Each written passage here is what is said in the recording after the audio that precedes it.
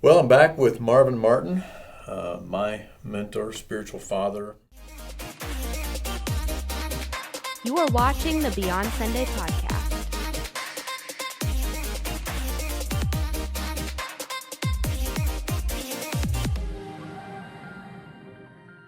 And we've been together now. This is our fifth segment. So if you haven't watched or listened to the previous ones, I encourage you to do that. I think it'll be really, really helpful to you. And we'll wrap up with this segment, and then maybe later we'll have an opportunity to spend more time together. But for right now, and by the way, I wanted to make certain I remind you, if you haven't found these resources yet, you can find much of what Marvin has written. You can order it on Amazon.com. You can just look up Marvin Martin. There are 7 volumes he's written. And so if you want to know more, learn more, I encourage you to look those up and find those resources. It's what has been so incredibly important to me personally.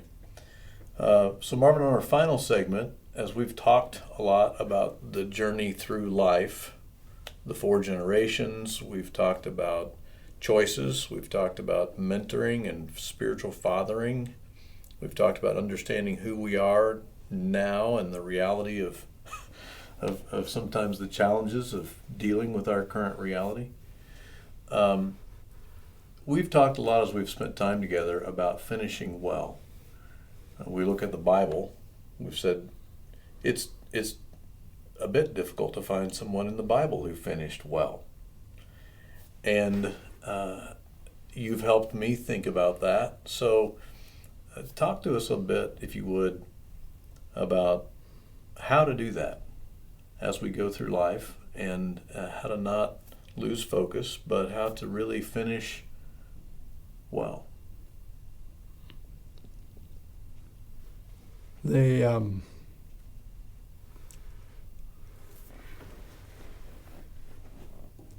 of the things that's been important to me is to pass on our story that God has given to us.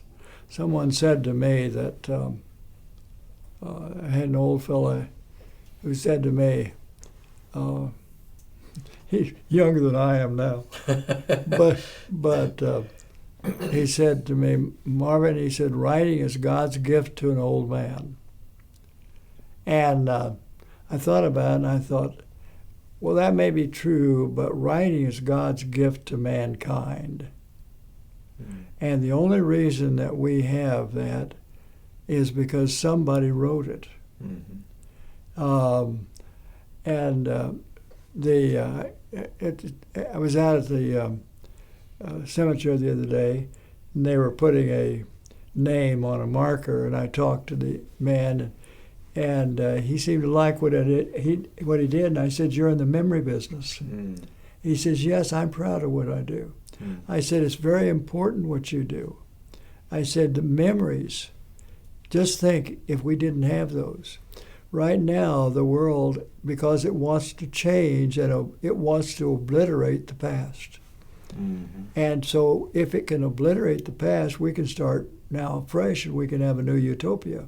So every new group, whether it's Marxism or whether it's let's go down and tear down all the Buddhist statues because we're now something else. Mm-hmm. We're all trying to, not all of us, but people are trying to eliminate the past.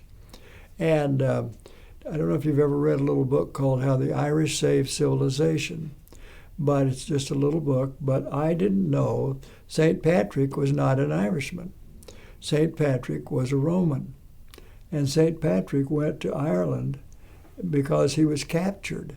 Mm-hmm. And he was a slave in Ireland, and he escaped.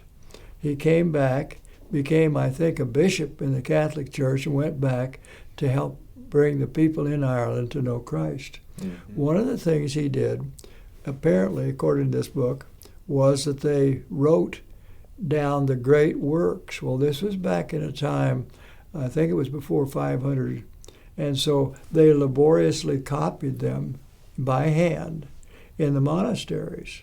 Mm.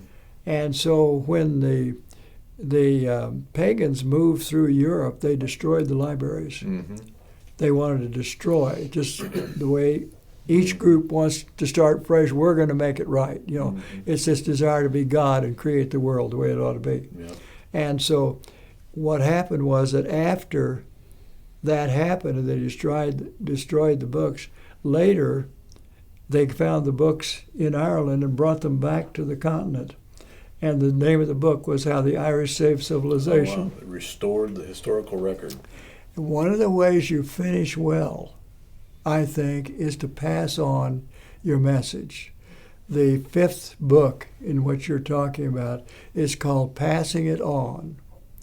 And in the list of the things that God had given to me. And it's the way that we invest in other lives. What you begin to realize as you walk through this life is that this is not the land of life moving to death. This is the land of death moving to life. Mm. Everything in this world is going to die. Mm-hmm. Everything. All of us in this room, everything in this room, Mm-hmm. everything, every bit of boat. Every civilization. And until you understand that, you don't understand life. Mm-hmm. You have to understand, and that's why the second life, eternal life, becomes so important to you as you move through this. And so as you're finishing well, it's in terms of, am I looking at this life as being the end? Or am I looking at this is what God allowed me to be in a little part of the life that He's created? And I'm not the actor. I've said I'm not mopping the floor for God, I'm the mop. Mm-hmm. In other words, God is using me as He wants to tell His story.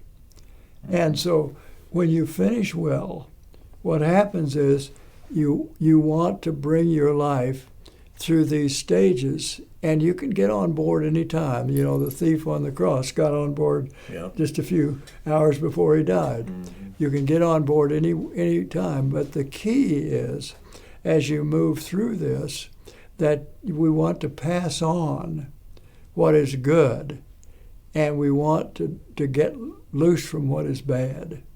And I asked someone about, I've known of two like this, and I was one of them. But they said, why did you become a believer? And they said, well, I saw the change. Mm-hmm. I saw the change. Mm-hmm. So the change can happen anytime. So the key to finishing well is changing, is exchanging, letting God take over your life, and you will finish well. I don't care if you're 15 or 95. Mm-hmm. That's the key Mm-hmm. to finishing well, is that then you have died to this world and you're going to live eternally. Now that's finishing well. But when you do, you want to leave those behind you with all the good things that you can. So the reason I've written all those books and booklets is I want the third and fourth generation to have this. I feel a responsibility that far. After that, I know it's going to fade out, and that's fine. It should. Mm-hmm. But I feel a responsibility. And so the key is both what you say and what you do. You have to do both, because if you don't do it, you can't say it. Mm-hmm. But if you do it and don't say it, He said the one thing Jesus did, He didn't make everybody be a preacher, He didn't make everybody be an evangelist, He didn't make everybody be a pastor, but He did say, you shall be my witnesses. And a witness is a person who tells what he himself has seen and heard. Mm-hmm. In the courtroom, there are expert witnesses and there are ordinary witnesses. And an ordinary witness is what I myself have seen and heard. And I've said in some of my writings, I'm sorry that this is about me, but this is the only life that I can give personal testimony. And so an expert tells you what a whole lot of people think and what he thinks is a conclusion from that. But a personal witness, there's nothing as dramatic in life as telling your story. And so I think, above all, we need both my first wife, Ellie, and my second wife, Jo, both had written and made available their beliefs.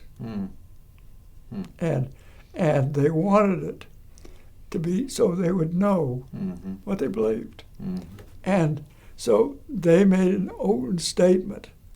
And so to finish well, we have to do that. The other thing we have to do, I wrote a little booklet, it's in one of these things someplace. I believe it's something I wrote called 7 Last Messages. And it's in a little booklet called 10 Years of Overtime. And in that, I chose 3 people in the Old Testament, Jesus, and 3 people in the New Testament. And I wanted to know, well, what were their last messages? Someone told me that it's very important that you listen to the first and the last words anybody says. What they say when they're going to start and what they say at the end.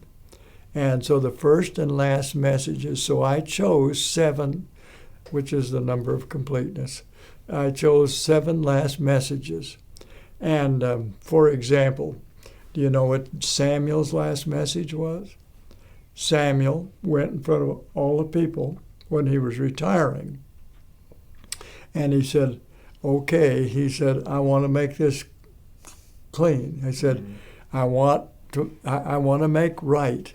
If I received a bribe, if I done any of those things wrong, I want to stand here and make it right before I leave. And so he cleaned up his act, and nobody took him up on it because he'd been a good man. And so you go through each one of these, and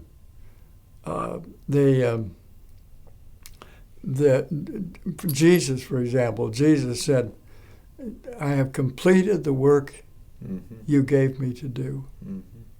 And so if you want to take a look at those 7 sometime, but that to me was the other part of completing it well, is you cleaned up all your mess before you leave, which means be straight every day. By the end of the day, clean it up, because you don't know whether you'll be here tomorrow. I heard somebody say one time, the best way to have a good night's sleep is to lay your head down with a clean conscience. And that ought to be the way we live every day. Jesus taught forgiveness, and I don't know why we have to be sinners to have to learn that passage. I don't want the sin, but the forgiveness is crucial. And it's crucial that I don't want to leave and have anybody that I'm angry with. It was hard for me to forgive Hitler. You saw the camps in World War II. I saw some things that, and so it's important though that you clean the slate, get everybody forgiven.